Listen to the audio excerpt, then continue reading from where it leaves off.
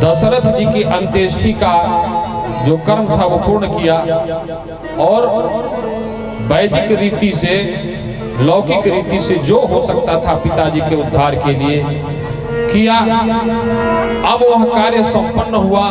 आज राजभवन में पूरा मंत्री परिषद बैठा हुआ है, सदगुरुदेव भगवान वशिष्ठ बैठे हुए हैं और माताएं बैठी हुई हैं। भरत को बुलाया गया। पहले तो भरत दिखे नहीं,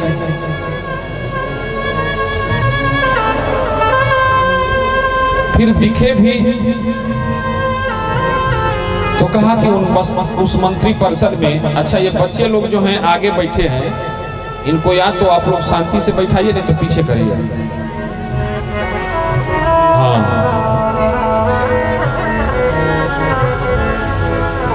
क्या गीत है देखो, पानी जब स्थिर रहता है तो अंदर की एक एक चीज दिख जाती है। कहो सही कह रहे कि गलती? और पानी जब चंचल होना तो कुछ दिखता नहीं है। तो हमारे मन को जब चंचल कर देंगे आप लोग तो कहानी के उतरे कह के पूरा करेंगे, और शांत बना के रखेंगे तो भगवान से मिलाने का जिम्मा भी हमारा है। बोलिए सच्चिदानंद भगवान की। आज कल याद कुछ और रहता नहीं। आप लोग भी गाइएगा। आज कल याद कुछ और रहता नहीं, एक बस आपके याद आने के बाद। आज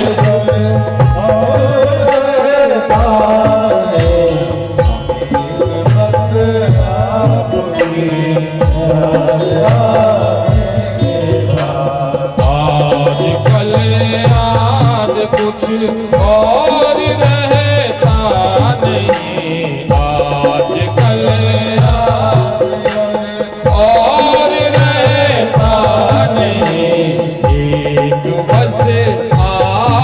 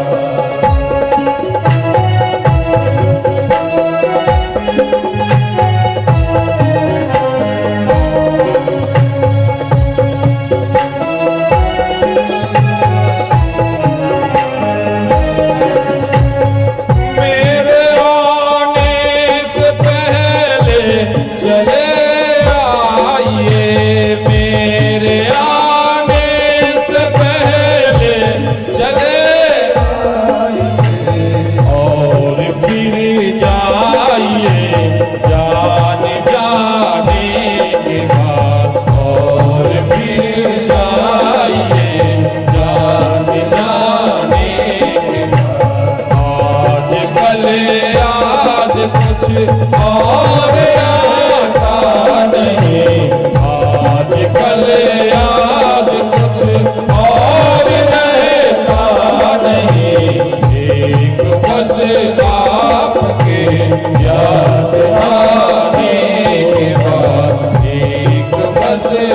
याद आने के बाद। सदगुरुदेव भगवान की। तो भरत जी को सभा में बुला के लाया गया। भरत जी पहुंचे, मंत्रियों की सभा लगी थी, गुरुदेव भगवान भी वहां विराजमान थे और तीनों माताएं भी थी। भरत जी हाथ जोड़ के बैठ गए। सदगुरुदेव भगवान ने कहा, भरत हम लोग यहाँ तुमको राजा बनाने के लिए बैठे हैं, क्योंकि बेटा पिताजी का अंतिम कर्म तो पूरा हो गया और तुमने बहुत अच्छे से उनका क्रियाकर्म संपन्न किया। जानते हो पिताजी ने कहा था ना अपना प्राण त्यागने से पहले कि भरत को राजगद्दी चाहिए। तो कहा भरत जी ने कि पिताजी ने ऐसा बोला था क्या? हाँ बोला न था। क्या बोला था? कहा भरत को राज और राम को वनवास, यही तो बोला था। तो कहा कि तो फिर इन मंत्रियों की क्यों जरूरत है गुरुदेव? कहा जानते नहीं हो, इन मंत्रियों के सामने बोला था। कहा इन मंत्रियों के सामने बोला था गुरुदेव? हाँ। तो कहा गुरुदेव मेरी बात का बुरा न मानिएगा, एक बार हमको याद है एक राजा जो अयोध्या के थे, वो इन्हीं मंत्रियों के सामने राम को राजा बनाने की घोषणा किए थे। राम को राजा बनाने की घोषणा भी इन्हीं मंत्रियों के सामने किए थे। और जब एक राजा अपनी चहेती रानी के पुत्र के प्रेम में पागल होकर के राज की नीति, धर्म की नीति, सर्वसम्मति से लिए गए निर्णय के विरोध में आकर के अपने एक चहेती रानी के पुत्र को राजा बनाने का निर्णय लिया, तो क्या किसी के अंदर साहस था कि कहे कि राजा जी आप गलत कर रहे हो? किसी के अंदर साहस था? नहीं। तुलसीदास जी ने लिखा है कि राजा मंत्री वैद्य गुरु जो प्रिय बोले भय आस। इनको डरना नहीं चाहिए, सत्यवादी होना चाहिए, स्पष्ट बोलना चाहिए। किसको? राजा को। चाहे नोटबंदी करने से जो हो, अगर देश के लिए अच्छा है तो करो, स्पष्ट बोलना चाहिए। राजा मंत्री, अब मंत्री सलाहकार होता है। अब राजा जी पूछे राजकाज बढ़िया चल रहा है ना, अब वो राजा का चापलूस हो जाए, हाँ सरकार बढ़िया चल रहा है, तो उस राज के सर्वनाश होते देर नहीं लगती। राजा मंत्री और तीसरा वैद्य। अब वैद्य जी के पास कोई इलाज कराने गया, अब वो शुगर का मरीज और पहलवान भी है, अखाड़े में लड़ता है, वैद्य जी देखे हट्ठा कट्ठा कह देंगे तो कोई शुगर हुआ है तो कहीं हमारे पर दाव ना जमाने लगे। कहा बोलिए वैद्य जी तबीयत ठीक है ना? हाँ हाँ हाँ बहुत बढ़िया है। मिठाई उठाई खा सकते हैं ना? हाँ हाँ खा सकते हैं, बिल्कुल खा सकते हैं। तो पहलवान का क्या हाल होगा? जो बरसों जीना है वो महीनों में चला जाएगा।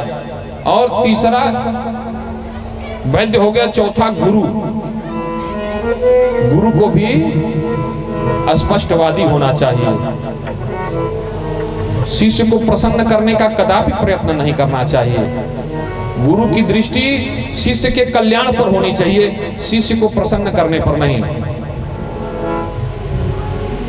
तो आज भरत जी ने कहा गुरुदेव मैं क्या कहूं, उस सभा में तो आप भी थे, आप तो श्रेष्ठ थे गुरुदेव, आपको तो पिताजी को समझाना चाहिए था, कहना चाहिए था कि राजा जी आपने जब आप सर्वसम्मति से अपने पुत्र को राजा बनाने की घोषणा कर दी है, तो एक चहेती रानी के मोह में फंस के ऐसा निर्णय क्यों ले रहे हैं? लेकिन किसी ने नहीं कहा। तब उठी कौशल्या जी, कही बेटा भरत आज अगर तू नहीं संभालेगा तो अयोध्या को कौन संभालेगा?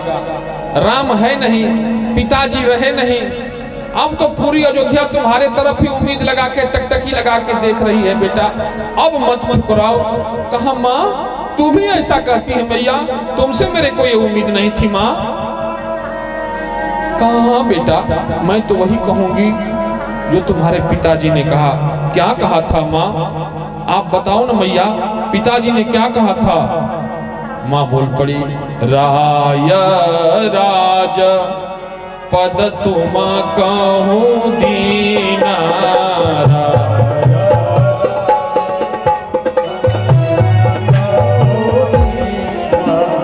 राय राज पद तुम कहूं दीना। राय राज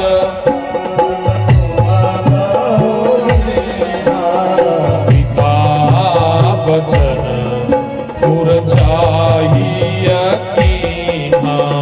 पिता वचन पुर चाहिए कीन्हा। पुत्र का यह कर्तव्य होता है बेटे कि पिता की आज्ञा का पालन करे।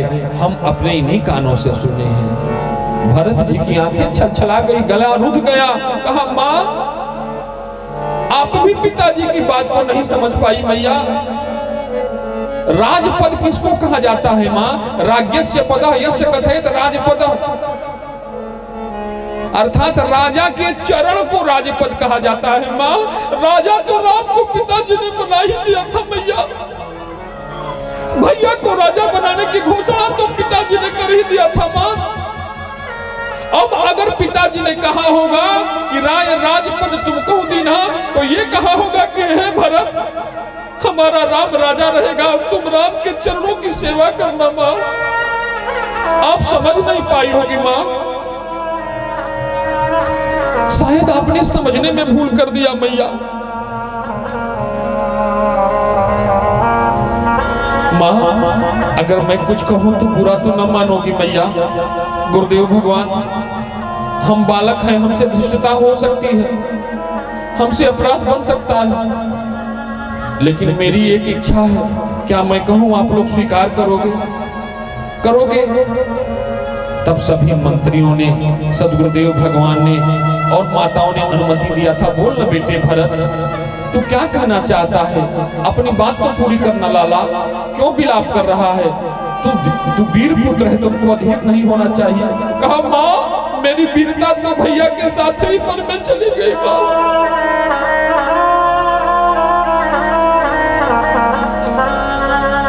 मेरी आखिरी इच्छा है माँ, मैं चाहता हूँ कि कुछ भी आप लोगों के निर्णय लेने से पहले हम अयोध्या से भैया से एक बार मिले, भैया से कहें कि भैया वापस लौटो। भरत के मन में राज की कोई अभिलाषा नहीं थी।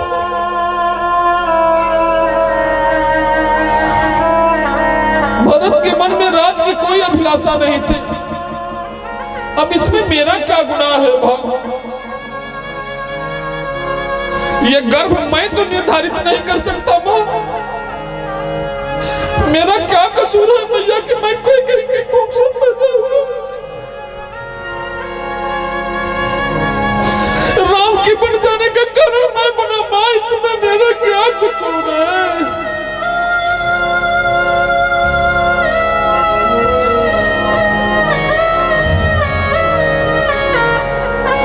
मां, भरत की एक बात मान लो,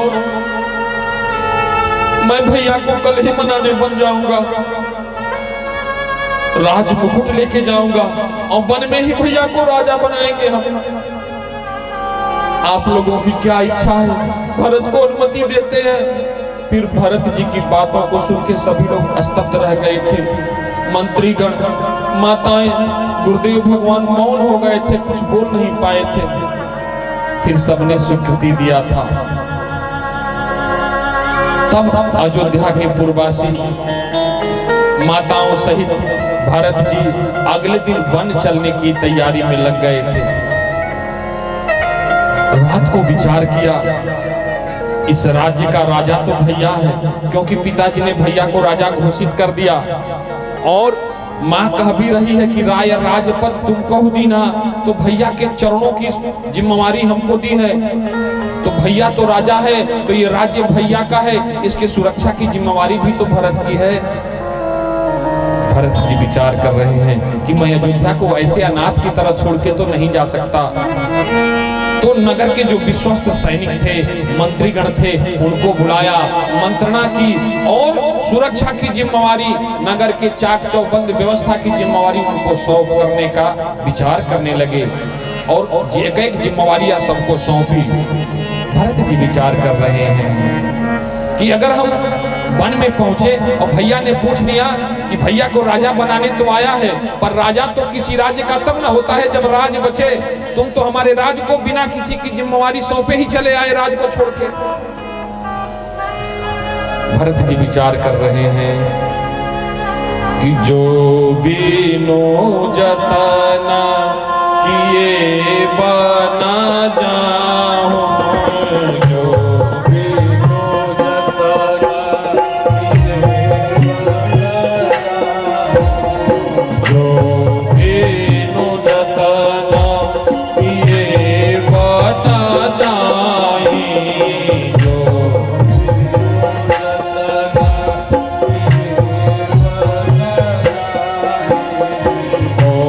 परिणाम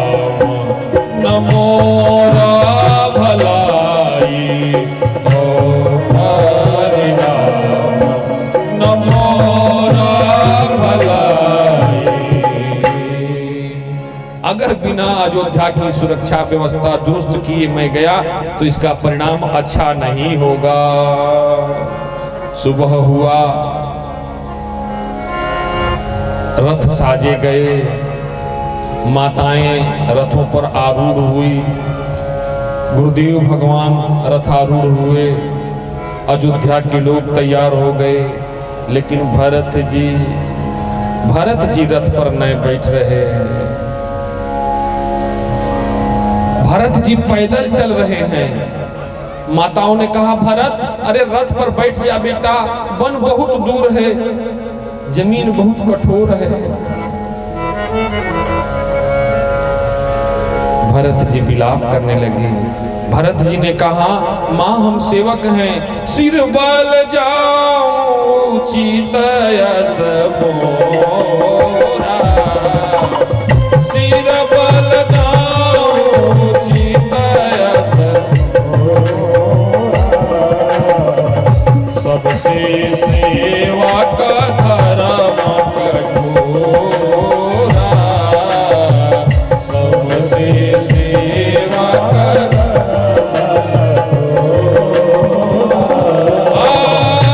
सिर बल जाओ चितयस मोरा, सिर बल जाओ चितयस मोरा, सबसे सेवा का धर्म कठोरा,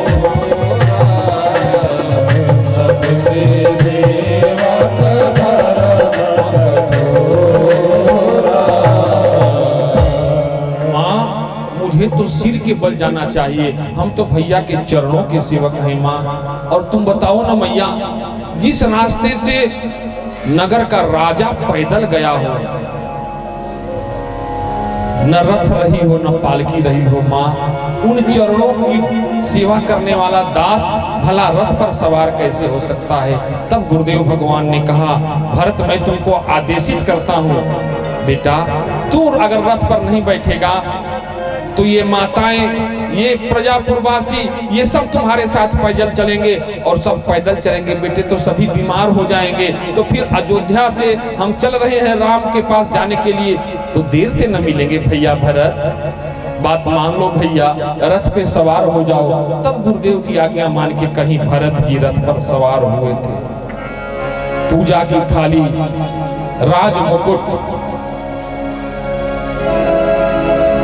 भरत चला रे भैया राम को मनाने, भरत चला रे भैया राम, गाते रहिए।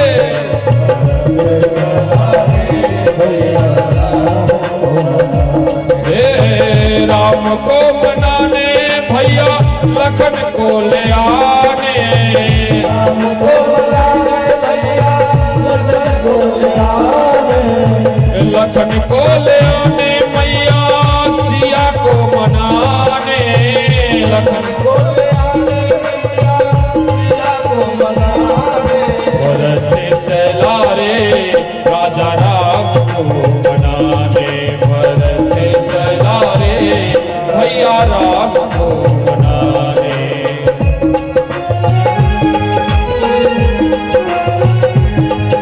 बलिहारी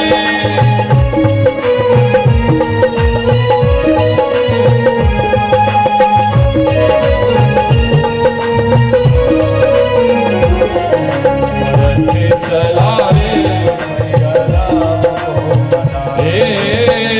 राज तिलक के थाल सजा के, राज तिलक के थाल सजा के, माताएं चली संग प्रजा के,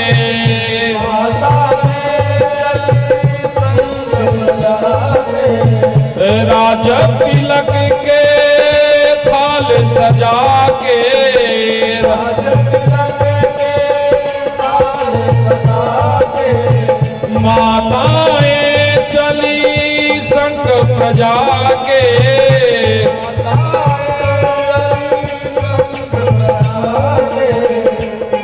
राजा का अधिकार राजा को दिलवाने, राजा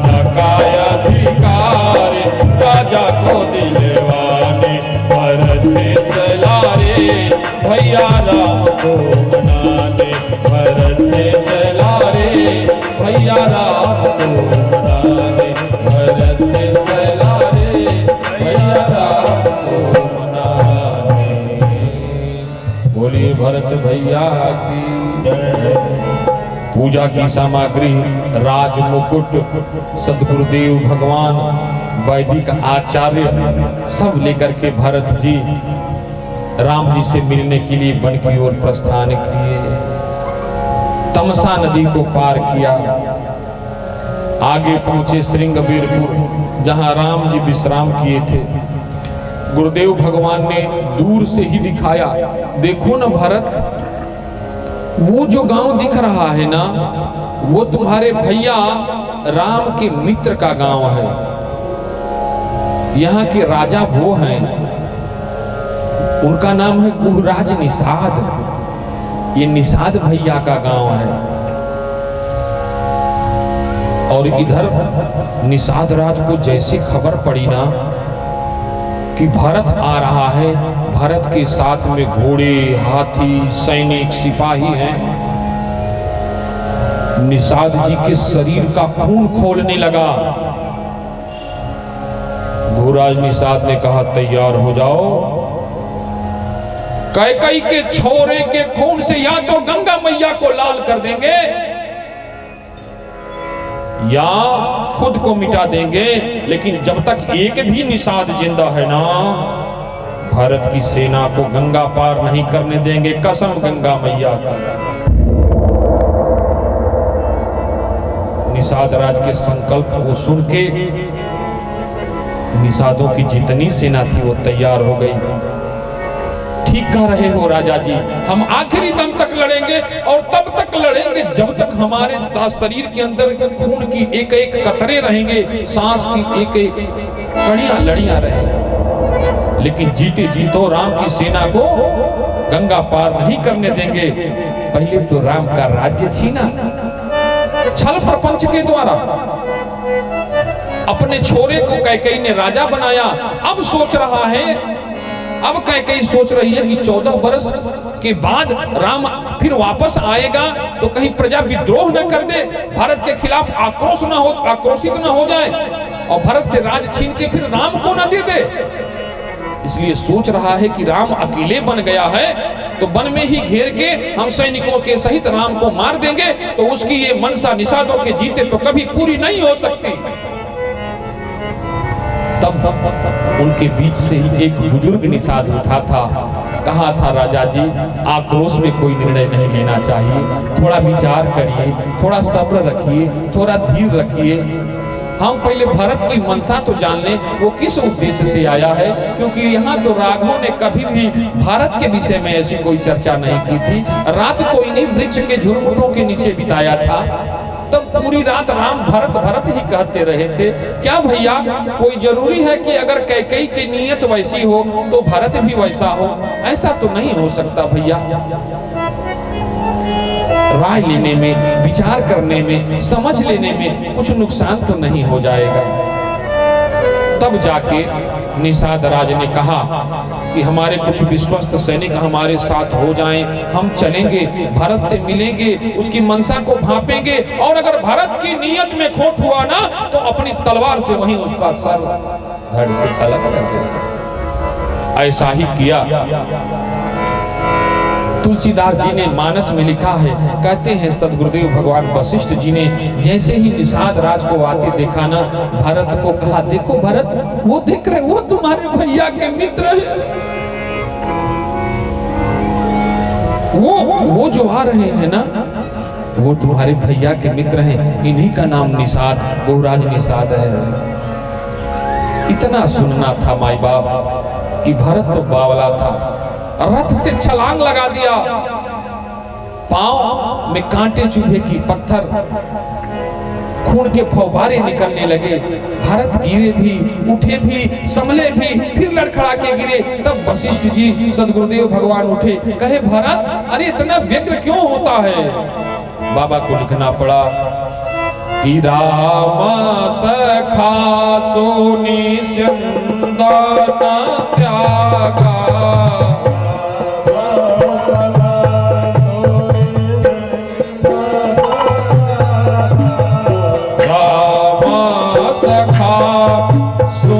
चंदना त्यागा राम सखा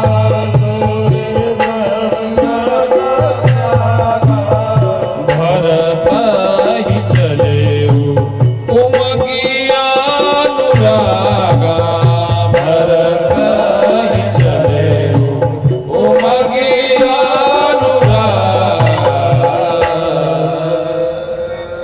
उमंग उत्साह के कारण भरत जी रथ से छलांग लगा दिए, गिरे भी, उठे भी, संभले, फिर जाके भैया निषाद के चरणों में गिर के रोने लगे।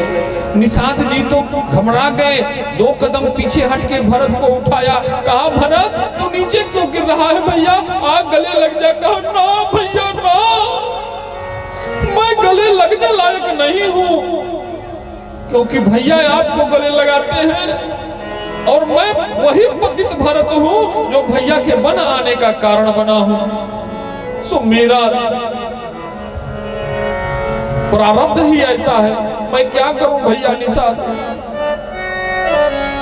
मैं कैकेयी मैया के कोख से क्यों पैदा हुआ, अगर नहीं हुआ तो ये दिन देखने को नहीं पड़ता, हमारे कारण हमारे भैया बन नहीं आता। तब निषाद राज ने बहुत समझाया था, बहुत समझाया था, तब जाके भरत कहीं संभले थे। और आज की रात्रि वही निषाद राज के साथ बिताया भरत भैया ने। राम जी के रुकने के विषय में तमाम जानकारियां निषाद राज ने भरत को दिया और जिज्ञासु होके निषाद राज के द्वारा बताए गए बातों को भरत जी सुनते रहे।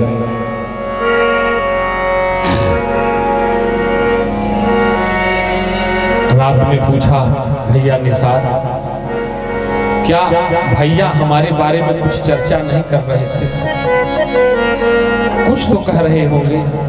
कहा हाँ, जानते हो भरत भैया, राम पूरी रात नहीं सोए थे, जब कभी उनकी आंखें खुलती तो बार बार यही कहते, जानते हो निषाद भैया, हमारा भरत ना जब वापस लौटेगा अयोध्या हमको नहीं पाएगा तो वो जिंदा रहेगा कि नहीं रहेगा, मुझे यही फिक्र खाए जा रही है।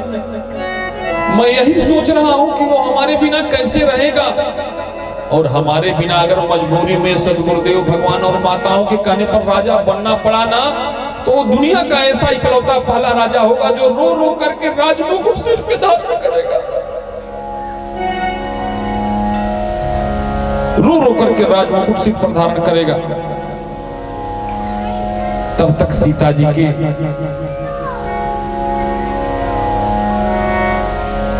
कुछ आभूषण की कड़ियां दिख गई।